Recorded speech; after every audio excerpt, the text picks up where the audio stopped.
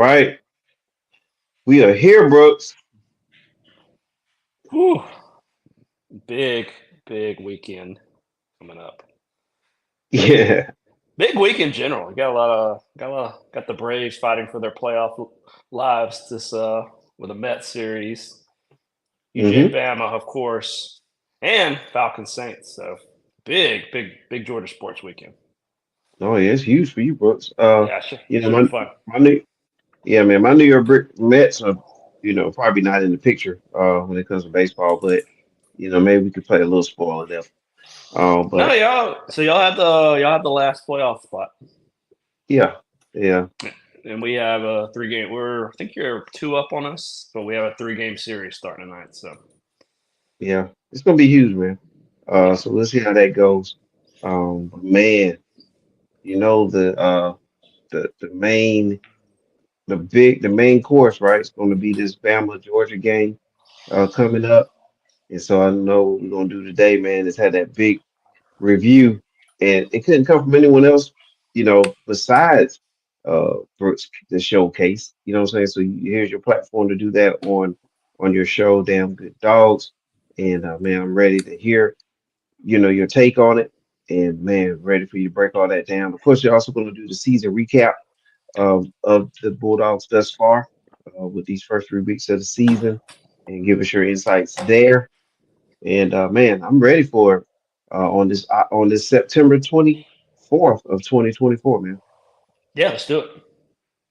All right.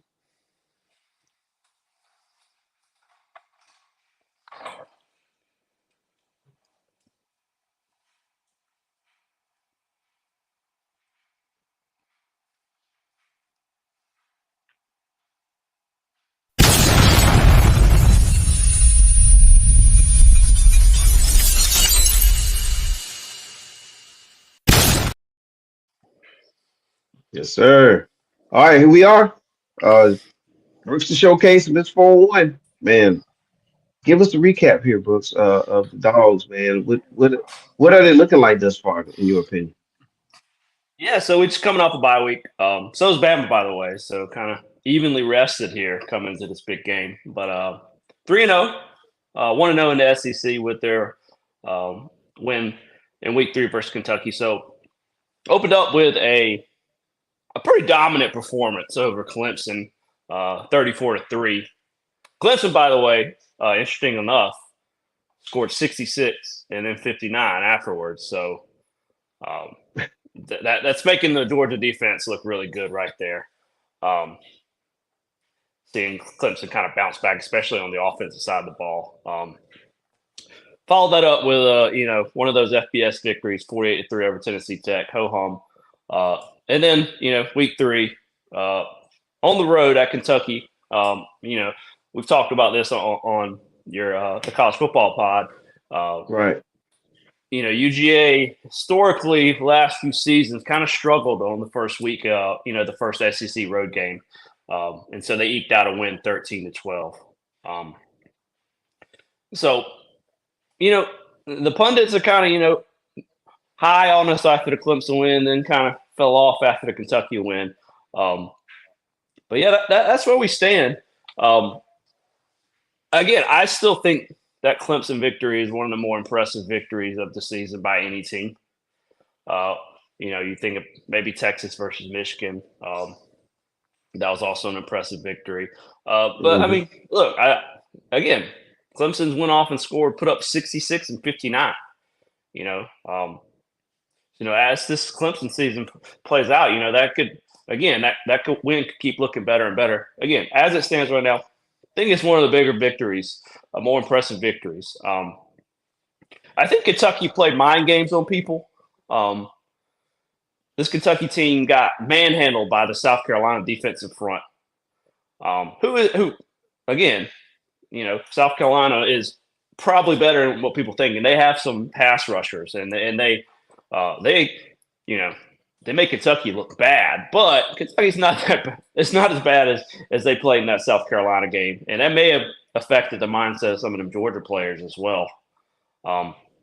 The Kentucky defense, especially, I think, you're going to see as the season plays out. It's, already one of the top ranked defenses. But again, this Kentucky team, offensively, I think they're going to struggle. I just don't know if they can figure out the passing game, but I think this is one of the better defenses. And like I said, I think they kind of played a mind trick on us with how bad they played against South Carolina. So that's kind of where we stand. That bumped us down to number 2 in the polls, putting Texas in front of us. But, still 3-0. Can't really complain about that. I want to talk about kind of the offense, defense, kind of special teams, kind of go through those 3 areas and kind of give us some stats that kind of talk about where we are in the season right now and what things have stood out. Starting with the offense, about 32 points per game, 400 yards per game, which is 3rd nationally. So both of those numbers really superb. Beck has been, as we expected, 68.3 completions percentage. He's an accurate passer. 680 yards, 7 TDs, no interceptions, right? And that's kind of what we come to expect from him. Accuracy, doesn't turn the ball over a lot. And he's been on brand. I know he looked a little, had his struggles against Kentucky, but still solid numbers.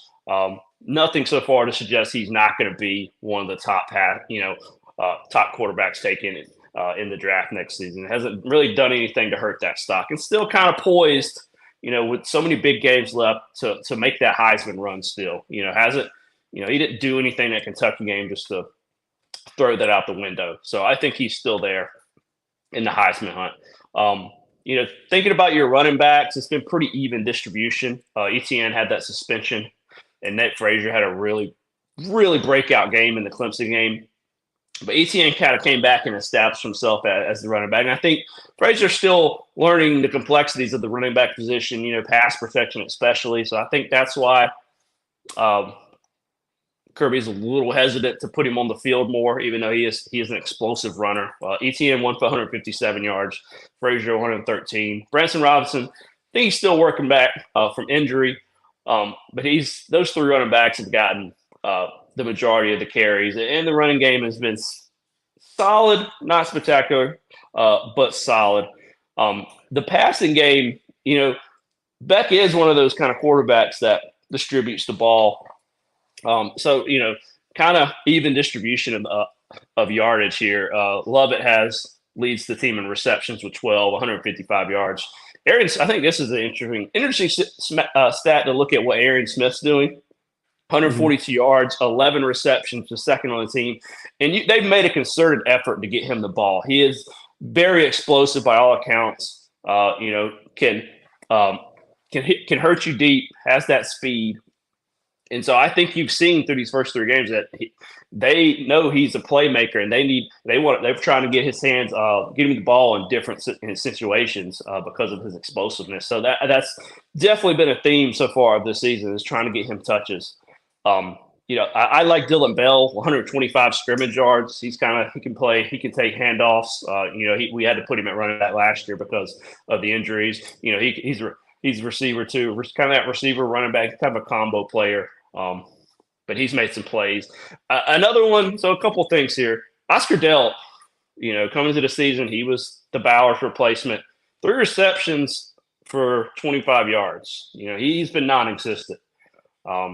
And I think that's a big issue going forward. I think we have to get him more involved. He is, he's not Bowers, obviously. Nobody is. He's a transcendent player, but he is solid on his own. And we got to get him going more in these next few games. Another stat I want to throw out there before we kind of jump to the defense: 13 to 33 on 3rd down. That's not good. About 39%. So that's kind of the one piece of this offense that maybe it hasn't, that's been hurting them, is that 3rd down conversion. But overall, the offense has been solid. You think about the offensive line, this is kind of going back to last season. 2 sacks allowed, that's tied 8th nationally. And they did that last season, right? They protected Beck. about as well as any offensive line. So that theme's continuing. They're protecting back, and again, that 68.3 completions percentage. That's what you see when you protect back. He's an accurate passer. Um, but overall, you gotta like what you're seeing from the offense. Um, I think it's a offense by committee. They spread the ball. I think you're going to see one person's going to have a big game, one game, another person in this other game. I just don't think right now it doesn't. You have solid playmakers, but who's going to make the big plays from game to game? That seems like it's uh, you know been different from game as far as the explosive plays. We know that Lovett's going to be solid. ETN's going to be solid, but where are the big plays going to come from? That's yet to be determined, and I think that's why you see so much distribution of the carries of the passes. Um, but offense, not much to complain about. Woodring, by the way, our kicker, hasn't missed an extra point. 6 of 6 on field goals, continuing from his solid first season. So that's how the offensive stands. Looking at the defense, obviously everybody knows the stat. They haven't allowed a touchdown yet. Only team in the nation to do that, right? So that's obviously very good. Only allowing Right. six, only allowing 6 points per game. Looking at a couple things, obviously, like Malachi Starks had one of the more had just one of the better interceptions you'll ever see in the Clemson game. Um, he's as advertised, obviously. A couple of surprises. Think about your freshman, KJ Bolden, 11 tackles, 1 tackle for loss, 1 sack.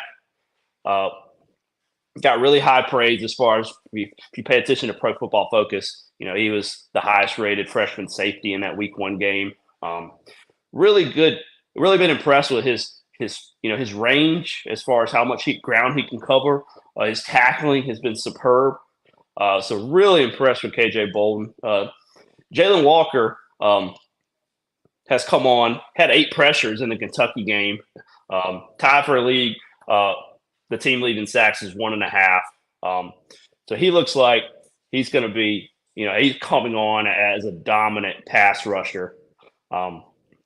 So those two things right now, those are kind of 2 players that stood out to me so far. Like I said, obviously you know what you get with Malachi Starks. I think Jalen Walker's pressure is going to be key. We need right now. We just have kind of a bunch of people at 1.5 sacks. I would like to see a pass rusher kind of step up and be that guy. And I think Jalen Walker has the capability there.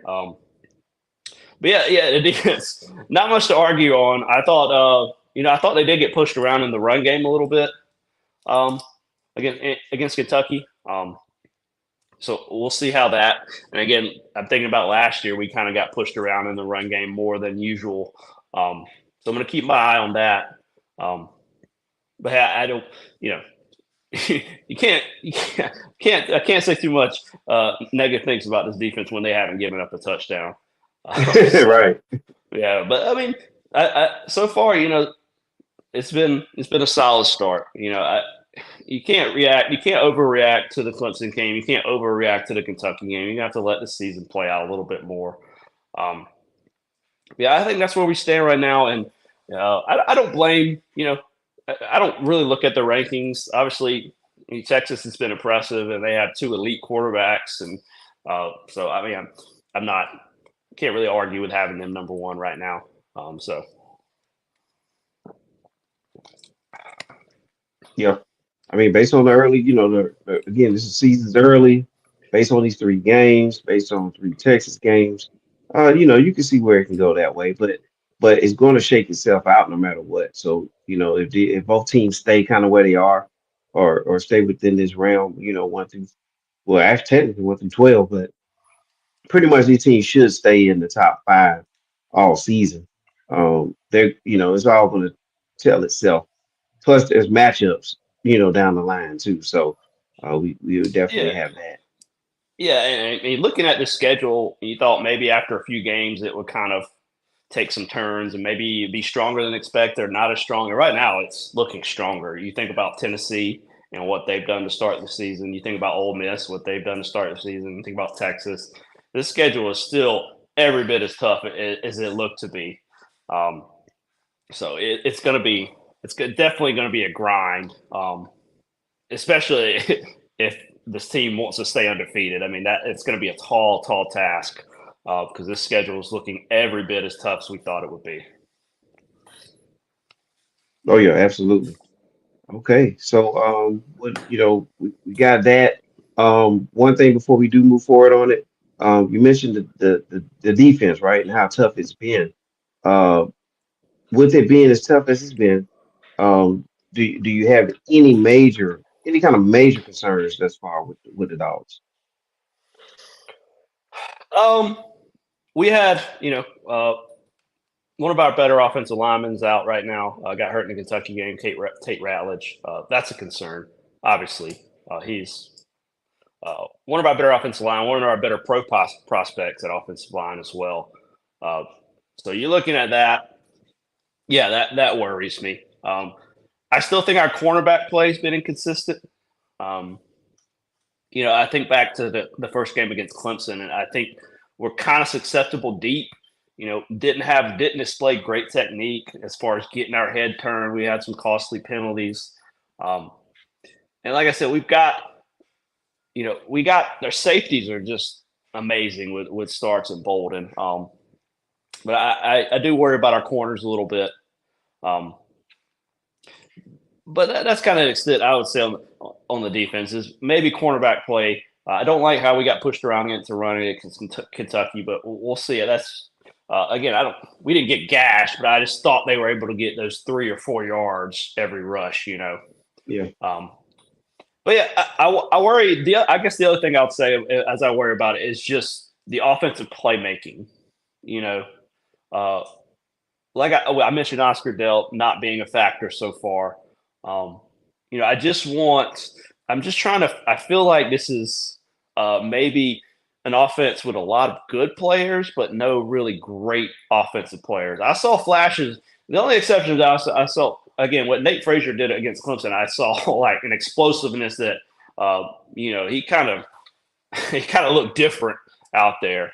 Um, but again, you don't just again Kirby Smart's just not going to throw you out there because you're explosive like that. You gotta you gotta know all the nuances of the running back position. Like I said, pass blocking, for example, and that's why I think ETN came back and he quickly established himself Hmm.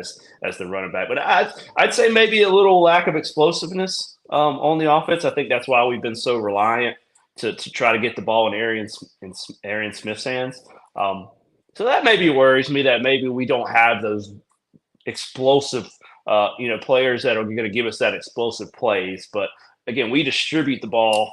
Carson Beck distributes the ball so much. We rotate in 3 running backs, so maybe that's expected. But again, that kind of worries me a little bit as well. Okay. All right. Well, every team has their pros and cons and some things that they need to shore up. And when you're trying to win a national championship, you want to try to shore up every little angle that you can, every area. But yeah, but one thing that really strikes me is the defense. And as long as your defense is not giving up touchdowns, hey, you're going to be in all the games.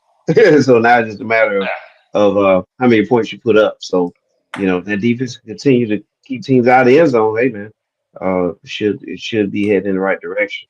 Yeah, Uh, I mean, you think about that Kentucky game, and they kept driving and driving, but what they couldn't do, they couldn't put the ball in the end zone. And what was Georgia able to do in that second half? They got the touchdown, and that you know that that was the difference in the game. The defense not allowing this Kentucky team to score to put it in the end zone. So Absolutely. Okay.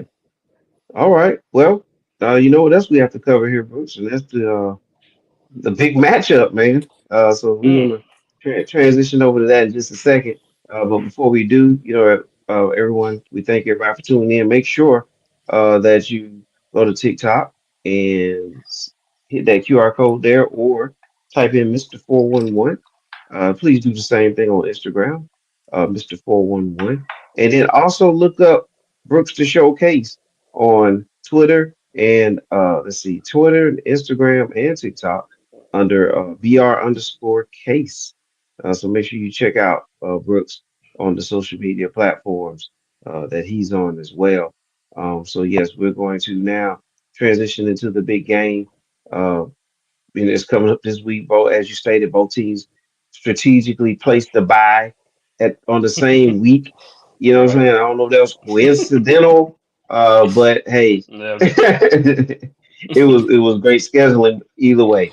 And so for them to do that, great planning in advance. So yeah, scheduling team has a lot there. You give them a lot of credit there.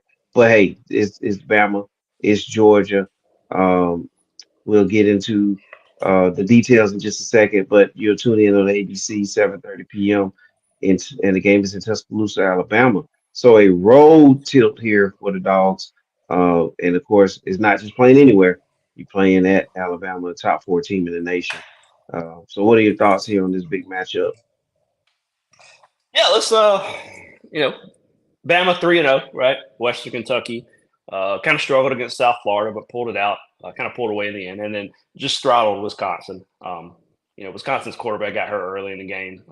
Hard to say what would happen if he stayed in, but they thoroughly dominated Wisconsin. Again, mentioned UGA -2.5. Over under is 48.5. Um, so we got to think. We got to talk about the historical, the historical stats of this matchup. Okay, Kirby Smart 1-5 versus Bama. You Mm, know that's that's not good. Um, Last win was 33-18, and of course they did beat them when it counted in the 2022 national championship game. Uh, but 1-5. Um, Georgia as a team, one win versus Bama since 2008. Right, Bama's won 8 of 9. Four of those games decided by a touchdown or less. So there's obviously, if you paid attention to this matchup, there's most of these games are tight. Uh, right. but the Bama dominance is real. The Bama dominance so far, over the past, again, since 2008, they've won 8 of 9. This is the one hump. Kirby Smart's been almost perfect, right? Uh, and this has been the one kind of smear. He hasn't been able to beat Bama. Now, obviously, Bama doesn't have Nick Saban, so this is the first year with Kalen DeBoer. Um, but again, they still like an elite team. But yeah, missing the Saban piece is gone. He's talked about how Saban's assistants do not fare well against him. But again, that stat's out the window now. Um, Last win so this is at Bama, right? The last win we had at Bama, September 2007, 26-23. Very memorable game for me. Stafford hit Mikey Henderson in the corner of the end zone in OT to win that one. Uh, so that I remember that one vaguely. I remember that one vividly. That was a really good game. Um, they turned around and came to Athens the next year, and we tried to black out again. We did at the Auburn game and got smacked. That's not a good memory. Um, but yeah, so September 2007, that's the last time we won at Bama. So it's been a minute. But yeah, I mean, you think about this matchup, and it's gone Bama's way. And again, the one win we do have is a pretty substantial win. So not to say anything about that, not to diminish that one win we do have. But yeah, we've struggled against Bama. And that's obviously got to be pointed out and got to be understood as we go into this game. This is a team that UGA has struggled to beat over the past years. So Absolutely. Big shout out there to Nard for the Nard report. Big shout out there, Nard. We appreciate you tuning in, bro. All right. Yeah, man. So when you're saying on the road, Georgia on the road, what is going to be some of the tallest tasks for them? Heading into yeah, this, like, what are some of the key concerns there for you? right. I mean, so obviously you got to start with Jalen Milrow, right? His numbers comparable to Carson Beck's. 67.3 completion percentage, 580 yards to the air, 156 on the ground, 8 TDs, in the air, 6 on the ground, no interceptions. So he is electric by all accounts. And watching him in that Wisconsin game, he has a really nice deep ball. He's very explosive, athletic. Um, so yeah, I mean that's the key. You look at this Alabama offense, 466, about 467 yards per game, 49 points per game. Again, kind of they're scoring a few more. Their offense is a little bit more explosive right now. The numbers say than Georgia's. But yeah, I mean, how are you going to defend him, right? Um, so I think we when you have he's I think he is matured as a passer to where if you put too many spies on him, he could hurt you. You know, which is I think that's kind of the problem. He's just matured so much. Are you going to blitz him? Are you going to man? Are you going to press man and make him throw into tight windows? Because we all know that can get you burned, right? As far Right. as the quarterback run. Um, I think Michigan last season. I think that's a tape Kirby might go back and look at. They blitzed a lot, stunts, um, and I think they sacked him. Maybe I want to say 4 times. But that may be a blueprint that Kirby goes back to and look at what Michigan did last season to kind of limit that offense. Um, but yeah, it's I think to me, I think it's just going to be. I think Kirby's going to mix up his looks. I don't think you can stick with one thing against Milrow. You're going to have to blitz him. You're going to have to spy him some downs. You're going to have to take your luck with man coverage and hope that the defensive line can stay in their lanes and contain him. Yeah, I think they're going to mix up their looks. So it's just going to be interesting to see how they play Milrow, right? Um, I think that's one of the keys. They have an explosive receiver in Ryan Williams who kind of came on last week versus Wisconsin. Isaiah Bond was their big receiver last year, and he's at Texas now. But he has 10 receptions, 285, 4 TDs. So he's kind of that up and coming explosive playmaker for them. So we'll see that combination right there. You know that's going to be. I think that's obviously the key to the game is how we're going to contain Milrow, how we're going to Yeah. play him. So Well, yeah, because the dual threat, definitely dual threat there. They, you want to make sure he doesn't move the chains, with his legs on key downs, So I know that's definitely going to be that's going to be an area, that George is going to want to make sure they're sure up on. But yeah, um, how do you see the offense going, faring against Alabama's defense? yeah, so this defense, 24.8, uh, 248 yards per game allowed. That's 13th nationally. 3.37 yards per play. So again, this defense is going to be solid. Um, Quindarius Robertson has 3 sacks, 3 tackles for loss. Tim Keenan on their defensive line has 3.5 tackles for loss, 1.5 sacks. They got those playmakers up front. Um, and then the linebacking core that can wreak havoc. Keon Sabb has 2 interceptions in the secondary. Um, so yeah, this is going to be uh, another. I mean, Kende. I think they're going to have to keep. You got to keep trying to establish the run. When you get into playing these good defenses like Bama, you can't be one dimensional, right? Um, I think people have questioned kind of the health of some of our running backs. So interested to see how they come into this game with that off week. And again, you got to establish the run. Obviously, I've always, one of the key. I think one of the things that surprised me about Carson Beck is he's a little bit more mobile than people give him credit for.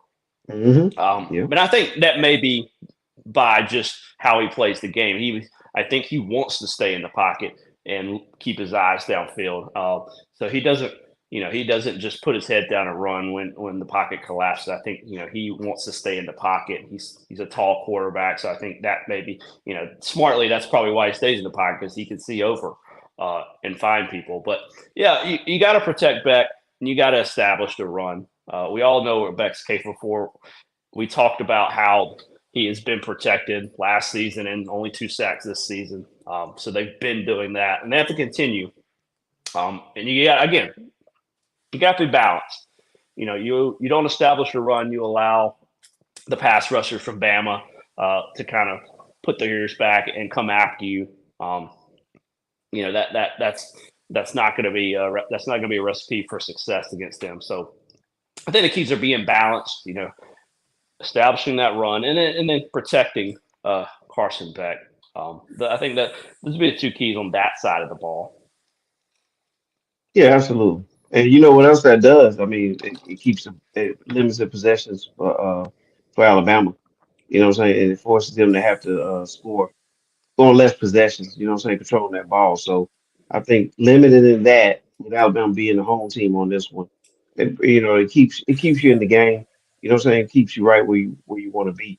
Because I think time of possession is going to really be key. So I'm glad that you mentioned controlling the ball. You know what I'm saying? It takes care of a lot of things when you can do that. Yeah, absolutely. And like I said, you're not. I'm not going to walk into this game and be like, we're not going to give up a touchdown to Alabama. That streak's probably going to get broken. Um, and this offense is going to make its plays. I think so. You're right. Time of possession is going to be crucial. Can we control the clock and keep Milrow off the field, keep Milrow and that offense off the field? 'Cause it seemed like they were hitting their stride last week against Wisconsin with some a lot of deep passes, a lot of big explosive plays. So yeah, it could be a game where UGA wants to control the clock, um, and we'll see. We'll see if they can do it. Yeah. I mean, who you give the edge to in coaching?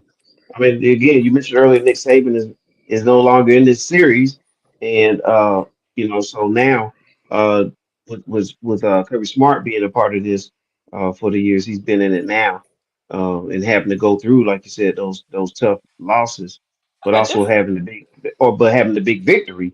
You know what I'm saying? What do you think that who has that coaching edge in your opinion? I mean, I think DeBoer on offense has a little bit of an edge. He gave he had this guy called Michael Penix Jr. last season who threw for 5,000 Yeah. yards, um, who's now an Atlanta Falcon. But yeah, DeBoer, I think he walked into a good situation with a really good quarterback. Um, and I give the offensive edge to us. I mean, to Pamela for sure. I think DeBoer has that offensive knowledge that maybe eclipses a little bit UGA. I mean, I know Mike Bobo's always kind of takes the brunt of all the criticism, but this offensive solid. Uh, I can't help but think this Alabama offense is a little bit more explosive. Um, and I think DeBoer fits the system well. And like I said, he has that track record on offense. Uh, Defensively, yeah, I think it's hard to pick anybody uh, over as far as defensive minds over Kirby Smart right now, especially with Saban gone. Right, he is that guy as far as defensive IQ. Um, so hard to pick anybody over that over Kirby Smart in terms of that defensive prowess that he brings. And like I said, we've named all the UGA defensive stats from this season that are impressive. So yeah, definitely the edge on defense uh, goes to UGA. Um, so I again these matchups they're always tight. And it's going to come down to maybe a special teams play, missed kick, turnovers. Interesting enough, like these two teams haven't turned the ball over much. UGA has not turned the ball over. Another one of their impressive stats. Haven't given up a touchdown. Haven't turned the ball over. Um, Yeah. you know, Turnover. I think with these teams, as evenly matched, I think they are. Turnovers could be huge. We get any kind of turnover on either side could swing this game. So that's going to be an interesting thing to watch. Is will any of these teams cough the ball up? Because that could definitely swing the game. As these teams seem to be so evenly matched. Yeah. Yeah, absolutely. Turnovers, man, that can make it all. Time possession, turnovers, and then things that you really can't account for is that, like I said, special teams too. I know you mentioned that earlier. You get a punt return, kick return, something like that, with a quick sudden change.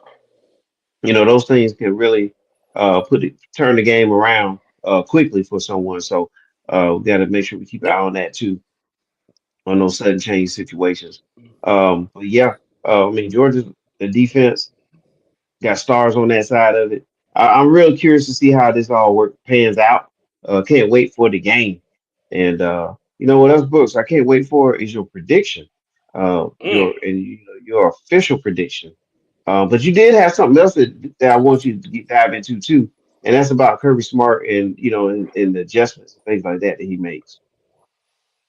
Yeah, And interesting. will that come into play? Yeah, interesting stat. Is just how Kirby Smart 60-2 off a bye week, 36.4 points per game, allowing 19.4. Hasn't lost since 2018 to Texas. Um, so yeah, I mean that's probably that's impressive. It's probably indicative of all great coaches. You give them that extra week to prepare. Um, it's the I guess Andy Reid's kind of the gold standard in the NFL with having coming off the bye week and winning. But yeah, I mean Kirby Smart, you would expect this from a coach of his caliber. He's going to come off the bye week ready to play. Um, so yeah, impressive stuff coming off the bye week. And again, these both teams are coming off this bye week. Um, so um, yeah. I mean, I'm glad both teams are coming off of it. Uh, I think they're really going to get kind of the best matchup we could possibly get at this point in the season with both these teams coming off a bye. So that's going to be exciting for Saturday night. Oh, absolutely. I know that you're going to be front and center. You're going to be ready for this one, and you'll be ready to give us the review as well on our next episode too. It'd be interesting to hear from you there. Also, you can hear from Brooks on Triple Option, as he mentioned earlier, on Sundays, Sunday mornings as well. So make sure you hit that like, that subscribe, notification bell, share, because sharing is caring.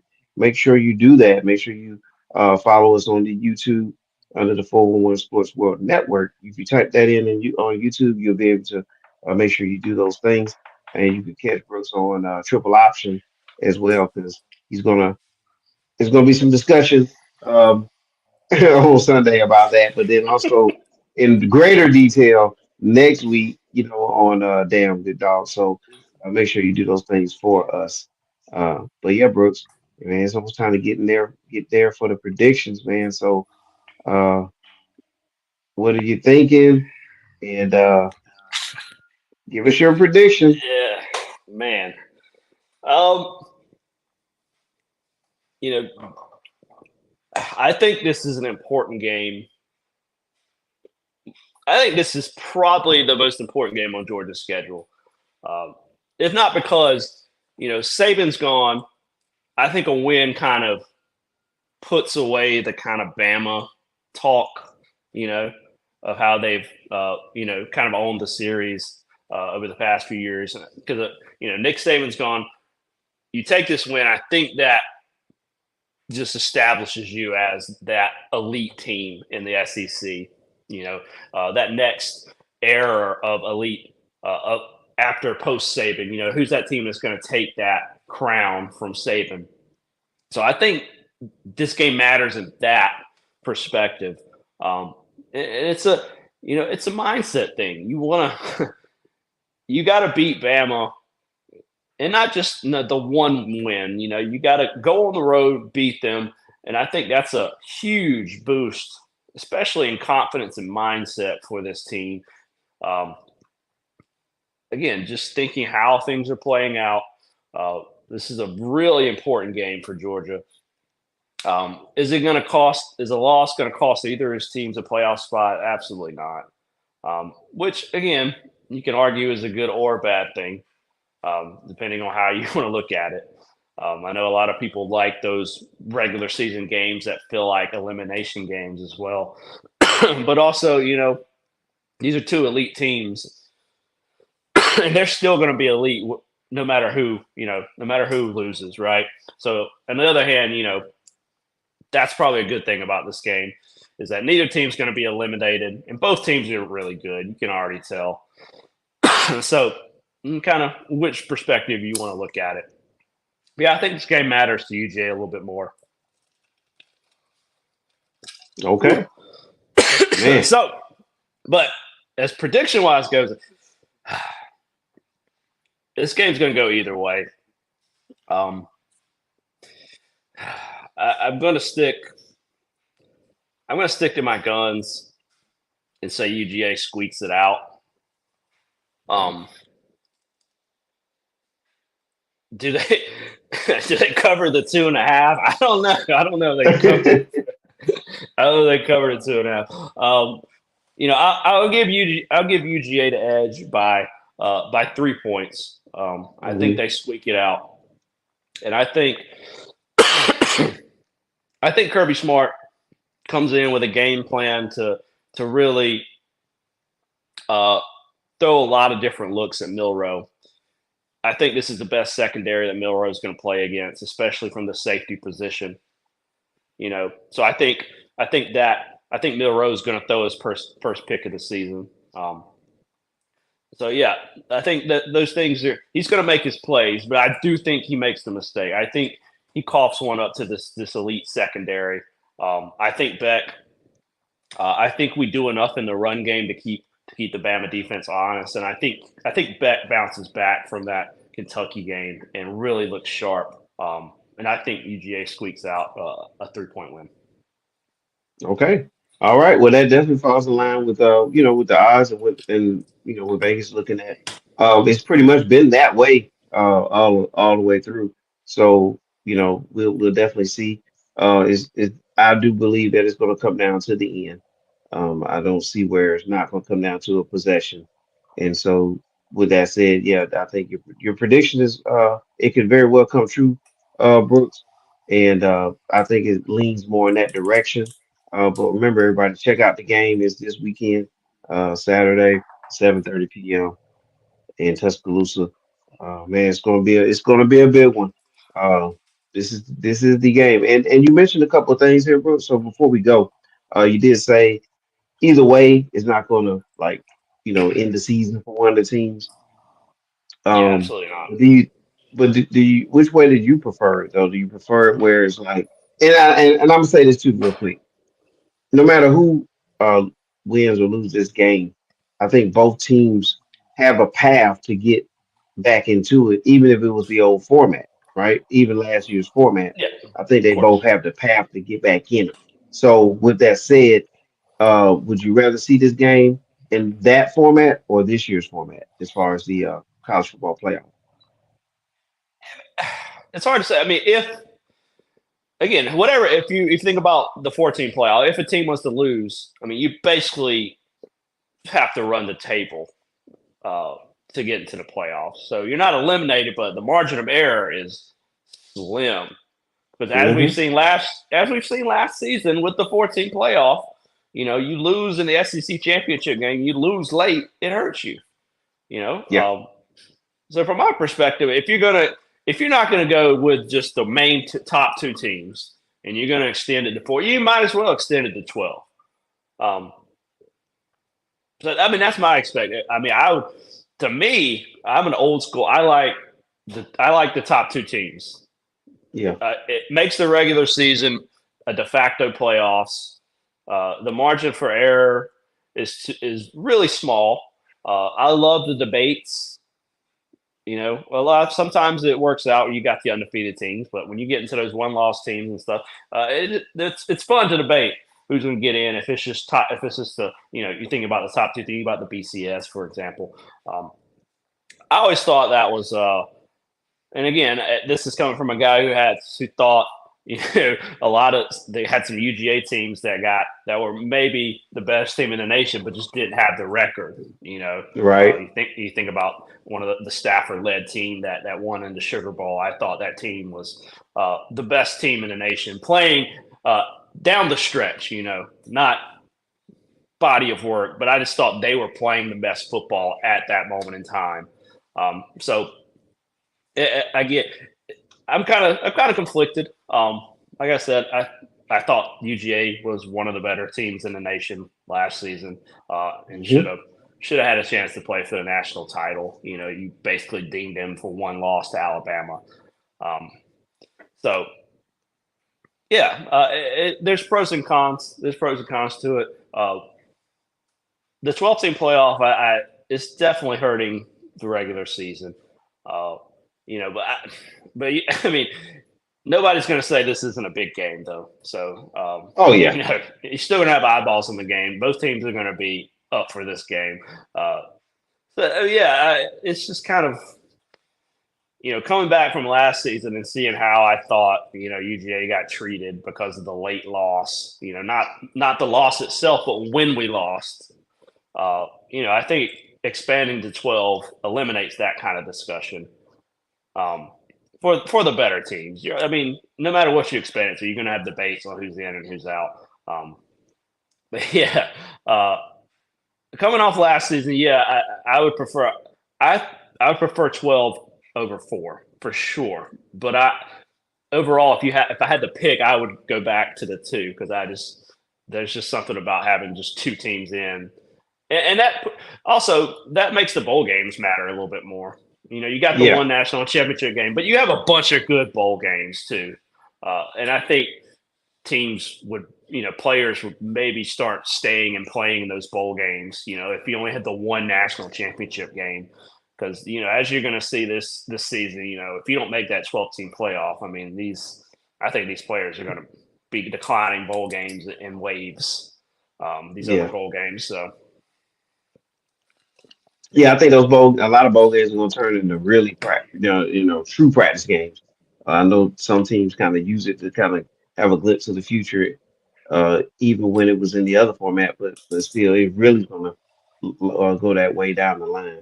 And it may not happen as much this season, but as the yeah. seasons go on, it's going to become, it's going to grab. I think the gravity's I going to pull in that direction. yeah. I will say I do love the playoff games on site on campus. Having those games that's gonna be a treat for the fans for sure. Um, so I do like that part of it. Having playoff games on campus that's gonna be fun. Can you imagine a late December game in Michigan? You know what I'm saying? Yeah, And yeah, a team from Florida, like I say, the Miami Hurricanes at Michigan. Late in the season. I mean, that's and it, gonna those are gonna be some good visuals. yeah, and as somebody who've always had, I'm, I just feel like the UGA home schedule is never elite. You never have that season where, man, there's 2 or 3 good games. We don't get the Florida game at home, so Right? that's always been hurting us. So as someone who you could add a playoff game on campus in Athens, that's I think that's good because I feel like we have notoriously bad home schedules. Um, so that's another thing. Yeah. Okay. Well, we're gonna see. Shout out to Raphael Smith. Big shout out there. He believes it's time for the big dogs to play. So Me you too. know who he has. Say it's time.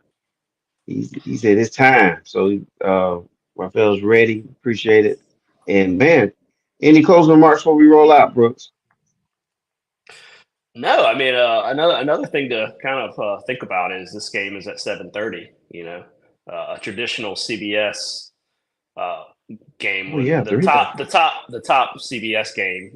In the past would go to 3:30. So Yeah, we get this kind of game at night, which for the most part, they had the weeks where they would do the 8 o'clock game, but it wasn't every week. Um, so exciting to have this one at night as well. So that's an interesting part of the game. So that'll be fun. But no, I'm just looking forward to this game.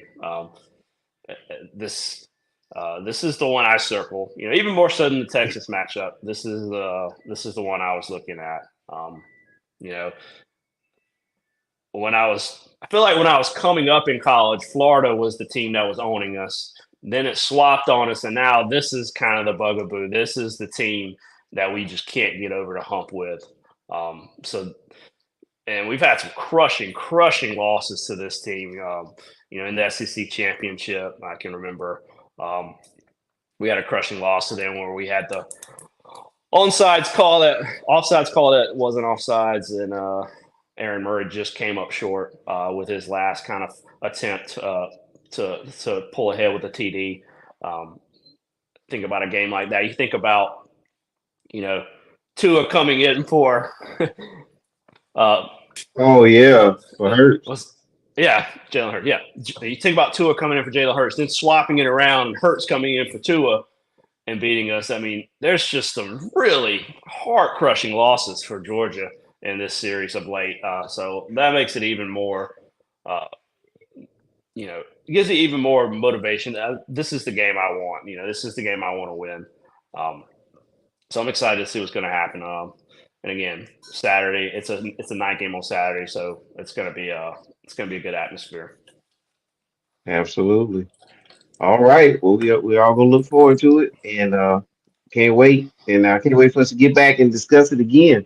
And I got to get over here to the other studio now and get with the calculator, because and you're part of this. We're in the same fantasy football league, and so we're gonna talk fantasy football here in just a second. So if you're on the 401 Sports One Network, make sure you check out the 401 Sports One Fantasy Football Show. It's coming up right after Damn Good Dogs as soon as we close out here. And we're going to talk about a lot of players and some of these, a lot of these players from UGA have fantasy football, impact as well. And so that's what we got to get into next. I'm looking forward to it. I do not want to talk about my fantasy team, but we can talk about. well, well, I'll see if I can pass that on the calculator and see what he has to say in a few minutes. But yeah, but for Brooks to showcase, I am Mr. 401. Remember, tune in for this big game and make sure you catch us on the next episode of Damn Good Dogs. Later, y'all.